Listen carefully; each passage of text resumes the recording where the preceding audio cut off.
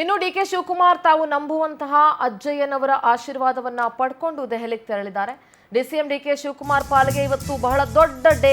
It's very big day for DKShi. ಏನಾಗುತ್ತೆ? It is so curious. Congress trouble ಶೂಟರ್ಗೆ ನೊಣವಿನ ಕೆರೆ ಅಜ್ಜಯ್ಯ ಅವರು ಭವಿಷ್ಯ ನುಡಿದಿದ್ರು. ಆದ್ರೆ ಈ ಅವಧಿಯಲ್ಲೇ ನೀನು ಮುಖ್ಯಮಂತ್ರಿ ಆಗಬೇಕು, ಮುಂದಿನ ಅವಧಿಯಲ್ಲಿ ನೀನು ಸಿಎಂ ಆಗೋದು ಸಿಕ್ಕಾಪಟ್ಟೆ ಕಷ್ಟ ಇದೆ.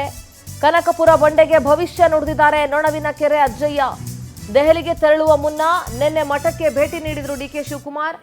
ಅಜ್ಜಯ್ಯನವರು ಭವಿಷ್ಯ ಕೂಡ ನುಡಿದಿದ್ದಾರೆ.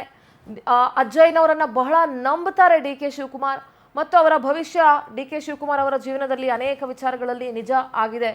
ಸೊ ಹಾಗಾಗಿ ಆದರೆ ನೀನು ಈ ಟರ್ಮಲ್ಲೇ ಸಿಎಂ ಆಗಬೇಕು, ಮುಂದಿನ ಸಮಯದಲ್ಲಿ ಸಿಎಂ ಆಗೋದು ಬಹಳ ಬಹಳ ಕಷ್ಟ ಇದೆ ಅಂತ ಹೇಳಿದ್ದಾರೆ.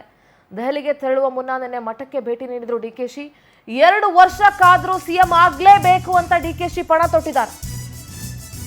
ಸಹೋದರ ಡಿಕೆ ಸುರೇಶ್ ಹಾಗೂ ಆಪ್ತರ ಮೂಲಕ ಡಿಕೆ ಕೂಡ ರಣತಂತ್ರ ಹೆಣೆದಿದ್ದಾರೆ. ಈ ಕುರಿತಂತೆ ಮಲ್ಲಿಕಾರ್ಜುನ ಖರ್ಗೆ ಜೊತೆ ಡಿಕೆ ಶಿವಕುಮಾರ್ ಚರ್ಚೆ ಕೂಡ ಮಾಡಿದ್ದಾರೆ. ಹೈ ವೋಲ್ಟೇಜ್ ಸಭೆಯ ಸಂಪೂರ್ಣ ಅಜೆಂಡಾ ಏನು ಅಂತ ಡಿಕೆ ತಿಳ್ಕೊಂಡಿದ್ದಾರೆ. ಆದರೆ ರಾಹುಲ್ ಗಾಂಧಿ ನಿರ್ಧಾರ ಏನು ಅನ್ನೋದೇ ಸದ್ಯದ ಸಸ್ಪೆನ್ಸ್. ತಮ್ಮ ಅಭಿಪ್ರಾಯ ರಾಹುಲ್ ಕೇಳ್ತಾರೆ ಅನ್ನೋ ವಿಶ್ವಾಸದಲ್ಲಿ ಡಿಕೆ ಬ್ರದರ್ಸ್ ಇದ್ದಾರೆ. ಆದರೆ ಆ ವಿಶ್ವಾಸ ಎಷ್ಟು ಮಟ್ಟಿಗೆ ನಿಜ ಆಗುತ್ತೆ ಅನ್ನೋದ್ರ ಬಗ್ಗೆ ಯಾರಿಗೂ ಗ್ಯಾರಂಟಿ ಇಲ್ಲ. ಯಾಕಂದ್ರೆ ಡಿಕೆ ಶಿವಕುಮಾರ್ಗಿಂತಲೂ ಸಿಎಂ ಸಿದ್ದರಾಮಯ್ಯನವರ ಬಗ್ಗೆ ಒಲವು ರಾಹುಲ್ ಗಾಂಧಿ ಅವರಿಗೆ ಜಾಸ್ತಿ ಇದೆ ಅನ್ನೋದು ಇಟ್ಸ್ ಅನ್ ಓಪನ್ ಸೀಕ್ರೆಟ್, ಎಲ್ರಿಗೂ ಗೊತ್ತಿರೋ ವಿಚಾರ. ಆದರೆ ಈ ಹೈ ವೋಲ್ಟೇಜ್ ಸಭೆಯ ಇನ್ಸೈಡ್ ಅಜೆಂಡಾ ಏನಿದೆ ಅನ್ನೋದನ್ನ ಮಾತ್ರ ಬಹಳ ಸ್ಪಷ್ಟವಾಗಿ ಡಿಕೆ ಶಿವಕುಮಾರ್ ತಿಳ್ಕೊಂಡಿದ್ದಾರೆ. ತಮ್ಮ ಅಭಿಪ್ರಾಯವನ್ನ ರಾಹುಲ್ ಗಾಂಧಿ ಅವರು ಕನ್ಸಿಡರ್ ಮಾಡ್ತಾರೆ ಅಂತ ಕೂಡ ಡಿಕೆ ಬ್ರದರ್ಸ್ ಅಂದ್ಕೊಂಡಿದ್ದಾರೆ. ಪೊಲಿಟಿಕಲ್ ಕರೆಸ್ಪಾಂಡೆಂಟ್ ಆನಂದ್ ನೇರ ಸಂಪರ್ಕದಲ್ಲಿ ಜಾಯ್ನ್ ಆಗ್ತಾ ಇದ್ದಾರೆ. ಆನಂದ್, ಇವತ್ತು ಡಿಕೆ ಶಿವಕುಮಾರ್ ಅವರ ಪಾಲಿಗೆ it's a very big day. Anand, 2-3 ವರ್ಷಕ್ಕಾದ್ರೂ ನಾನು ಸಿಎಂ ಆಗ್ಲೇಬೇಕು ಅಂತ ಡಿಕೆ ಶಿವಕುಮಾರ್ ಪಣ ತೊಟ್ಟಿರೋದು ಇಲ್ಲಿ ಬಹಳ ಸ್ಪಷ್ಟವಾಗಿ ಗೊತ್ತಾಗ್ತಾ ಇದೆ. ಇವತ್ತಿನ ಹೈ ವೋಲ್ಟೇಜ್ ಮೀಟಿಂಗ್ ಬಗ್ಗೆ ಡಿಕೆಶಿ ಎಲ್ಲ ತಿಳ್ಕೊಂಡಿದ್ರು. ರಾಹುಲ್ ಗಾಂಧಿ ಅವರ ಡಿಸಿಷನ್ ಇನ್ನೂ ಕೂಡ ಸಸ್ಪೆನ್ಸ್ ಅಲ್ಲೇ ಇದೆ. ಸೊ ಸದ್ಯದ ಡೆವಲಪ್ಮೆಂಟ್ ಬಗ್ಗೆ ಹೇಳೋದಾದ್ರೆ ಆನಂದ್.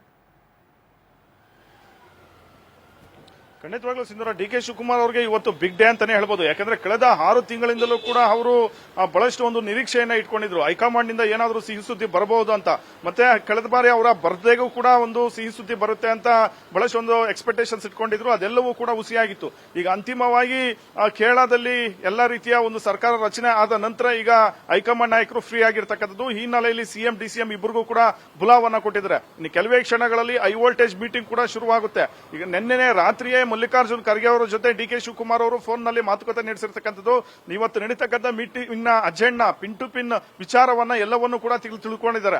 ಆದ್ರೆ ರಾಹುಲ್ ಗಾಂಧಿ ಅವರ ನಿರ್ಧಾರ ಏನಿರುತ್ತೆ ಅನ್ನೋದೇ ಇಲ್ಲಿ ಸಸ್ಪೆನ್ಸ್ ಆಗಿರ್ತಕ್ಕಂಥದ್ದು. ಹೀಗಾಗಿ ಡಿಕೆ ಶಿವಕುಮಾರ್ ಅವ್ರಿಗೂ ಕೂಡ ಒಂದು ರೀತಿ ಬಹಳಷ್ಟೊಂದು ಆತಂಕ ಶುರುವಾಗಿದೆ. ಒಂದು ವೇಳೆ ಏನಾದರೂ ಸಿದ್ದರಾಮಯ್ಯನವರನ್ನೇ ಮುಂದುವರಿರಿ ಅಂತ ಹೇಳಿದ್ರೆ ತಮಗೆ ಈ ಅವಧಿಯಲ್ಲೂ ಕೂಡ ಕುರ್ಚಿ ಸಿಗೋದಿಲ್ಲ ಅನ್ನೋ ಒಂದು ಆತಂಕ ಅವರಲ್ಲಿ ಶುರುವಾಗಿರ್ತಕ್ಕಂಥದ್ದು. ಈ ಹಿನ್ನೆಲೆಯಲ್ಲಿ ಎಲ್ಲಾ ಅಡೆತಡೆಗಳು ದೂರವಾಗಬೇಕು ಅಂತ ಕಳೆದ 1 ತಿಂಗಳಿಂದ ಟೆಂಪಲ್ ರನ್ ಅನ್ನ ಮಾಡಿದ್ರು. ಅದು ಕೂಡ ಅಜ್ಜಯ್ಯನ ಒಂದು ಸೂಚನೆ ಮೇರೆಗೆ. ಯಾಕಂದ್ರೆ ನಿನ್ನೆ ಬೆಳಗ್ಗೆಯೇ ಮಠಕ್ಕೆ ಭೇಟಿ ಕೊಟ್ಟು ಅಜ್ಜಯ್ಯ ಅವರನ್ನ ಭೇಟಿ ಮಾಡಿದ್ರು. ಈ ಸಂದರ್ಭದಲ್ಲಿ ಡಿಕೆ ಶಿವಕುಮಾರ್ ಅವರಿಗೆ ಕಿವಿ ಮಾತನ್ನು ಕೂಡ ಹೇಳಿದ್ದಾರೆ.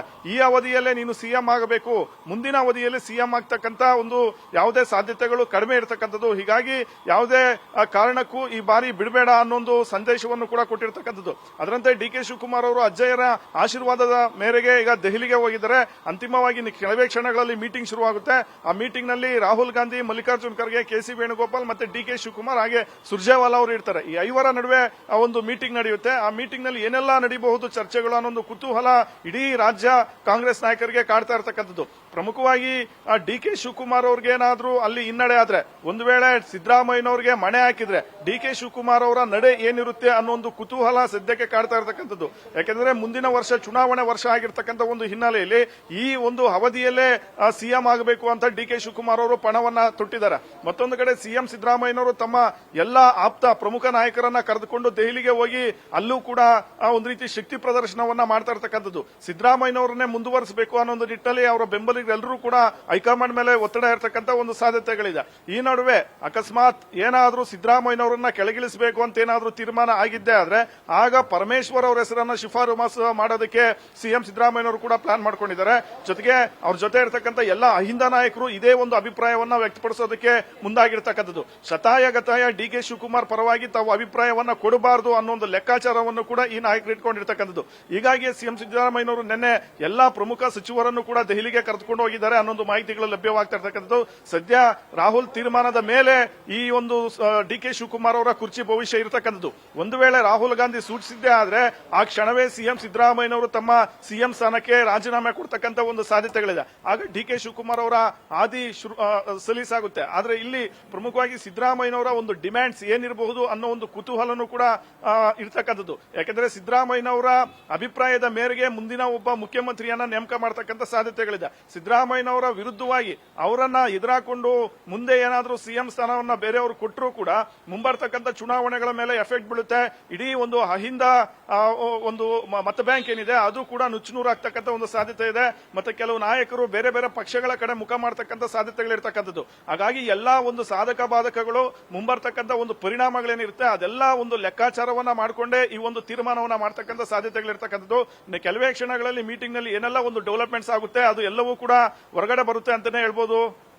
All right Anand, thank you ನಿಮ್ಮೆಲ್ಲ ಕಂಪ್ಲೀಟ್ ಡೀಟೇಲ್ಸ್ಗಾಗಿ.